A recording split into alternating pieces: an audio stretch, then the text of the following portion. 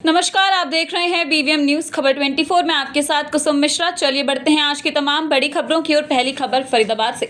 हरियाणा के जिले फरीदाबाद के गांव गौछी में शनिवार की सुबह मुस्लिम समाज के अलग अलग दो पक्ष आपस में भिड़ गए। बता दें कि न केवल दोनों तरफ से पत्थरबाजी हुई बल्कि दोनों पक्ष एक दूसरे की जान लेने पर आमदा हो गए, जिसकी वीडियो भी वहां पर खड़े किसी व्यक्ति ने अपने फोन में कैद कर ली, जो इस बात की गवाही दे रही है कि दोनों पक्ष एक दूसरे पर पत्थरबाजी कर रहे थे और एक दूसरे की जान लेने पर आमदा थे। इस मामले में जानकारी देते हुए एक पीड़ित पक्ष की तरफ से बल्लन खान ने बताया कि बीते कल तालाब के पास की सरकारी जमीन पर बारात घर बनाने के लिए वार्ड नंबर 1 के पार्षद मुकेश डागर जेई के साथ पहुंचे थे, जहां पर बकायदा जमीन की पैमाइश की गई ताकि उस जमीन पर बारात घर बनाया जा सके। लेकिन दूसरा आरोपी पक्ष इस बात को लेकर बीते कल से ही नाखुश था, क्योंकि जिन्होंने जमीन पर बारात घर बनाया जाना है उस पर अपने मकान का गेट खोला हुआ है और वह जमीन का इस्तेमाल कर रहा है। इसी को लेकर आज सुबह वे सभी इकट्ठा होकर उनके घर पर आ गए और उनसे गाली गलौज करने लगे और कहा कि बारात घर को तुम्हारे ही कहने पर बनाया जा रहा है। इसके बाद उन्होंने कहा कि जमीन सरकारी है और सरकार उसे बनवा रही है, लेकिन इसी बात को लेकर दोनों में गाली गलौज और बहस शुरू हो गई। आसपास के लोगों ने दोनों पक्षों को समझा बुझाकर